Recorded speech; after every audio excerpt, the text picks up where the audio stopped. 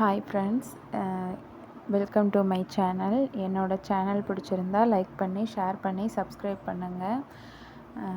என்னோடய வீடியோ பிடிச்சிருந்தா கண்டிப்பாக லைக் பண்ணுங்கள். என்னோடய ஈவினிங் ஒர்க் வந்து இப்படி தாங்க ஸ்டார்ட் ஆகும். பசங்க ஸ்கூல்லேருந்து வரங்குள்ள வேலையெல்லாம் முடிச்சிடுவேன்.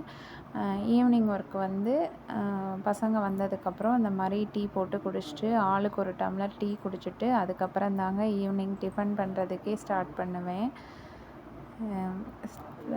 டீ போட்டு குடித்ததுக்கப்புறம் இந்த மாதிரி வீடு பெருக்கிட்டு, வெளியில் வீடெல்லாம் பெருக்கி விட்டுட்டு அப்படியே டிஃபன் பண்ண ஸ்டார்ட் பண்ணிடுவேன். என்னோடய டெய்லி ரொட்டீன் இப்படி தான் போகும். ஈவினிங்கில் பசங்க வரங்குள்ள ஒரு சில வேலைங்கள்லாம் முடிச்சிடுவேன்.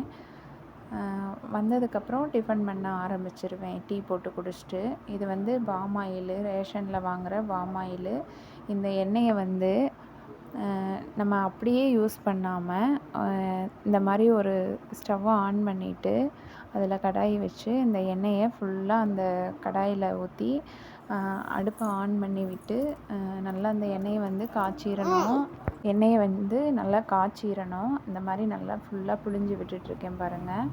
உங்களுக்கு வீடியோவில் நல்லா தெரியுதா என்னன்னு எனக்கு தெரியல, கமெண்ட் பண்ணுங்கள்.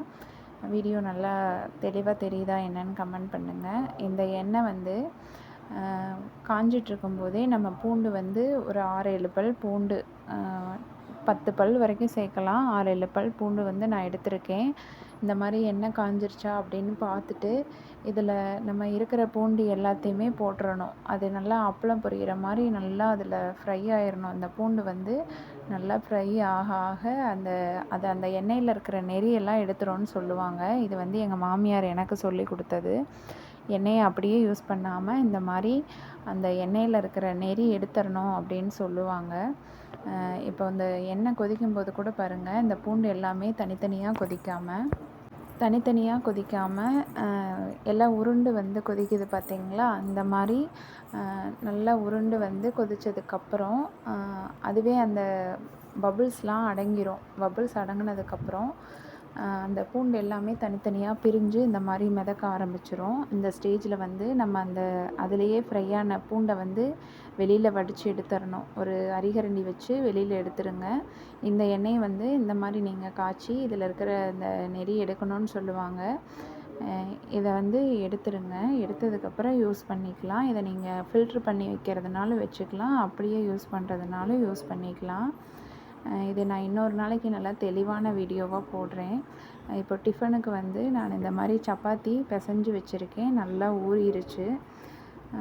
பிசைஞ்சு வச்சதுக்கப்புறம் நல்லா ஊறினதுக்கப்புறம் இந்த மாதிரி நல்லா மறுபடியும் நல்லா தேய்ச்சிட்டு, இந்த மாதிரி ஒரு காய் கட்டரில் வச்சு நான் இந்த மாதிரி தேய்ச்சிக்கிறேன். இதே மாதிரி சின்ன சின்ன உருண்டையாக பிடிச்சி இது எல்லாத்தையுமே தேய்ச்சி எடுத்துடுறேன். தேய்ச்சி இந்த மாவு வந்து நல்லா சாஃப்டாக வர்றதுக்கு நீங்கள் மாவு போட்டுட்டு தேவையான அளவு உப்பு, லைட்டாக எண்ணெய் சேர்த்துக்கோங்க. எண்ணெய் சேர்த்து பிசையும் போது நல்லா சாஃப்டாக மாவு வந்து நல்லா சப்பாத்தி உப்பி வரும். தேய்ச்ச சப்பாத்தியே இந்த மாதிரி கல்லில் போட்டு எடுக்கிறேன் பாருங்கள். இங்கே பாருங்கள், இந்த சப்பாத்தி பாருங்கள் நல்லா உப்பி வருது பார்த்திங்களா? இதுக்கு ஒரு சிலர் வாழைப்பழம் போட்டும் சப்பாத்தி தேய்ப்பாங்க. ஒரு சிலர் வந்து தயிர், இப்போ எங்கள் அத்தையெல்லாம் தயிர் போட்டு தான் மாவு பிசைவாங்க. நல்லா சாஃப்டாக புசு புசுன்னு சூப்பராக இருக்கும். அதுக்கு தொட்டுக்கிறதுக்கு நான் வந்து முட்டை கிரேவி தான் வச்சுருக்கேன். என் பையனுக்கு இந்த மாதிரி உடச்சி ஊற்றி வச்சா ரொம்ப பிடிக்கும், நல்லா சாப்பிடுவான். அவனுக்காக தான் இது நான் செஞ்சது. நீங்கள் இந்த மாதிரி சப்பாத்தி மாவு பிணையிறப்ப இந்த மாதிரி ட்ரை பண்ணுங்கள். தேங்க்யூ.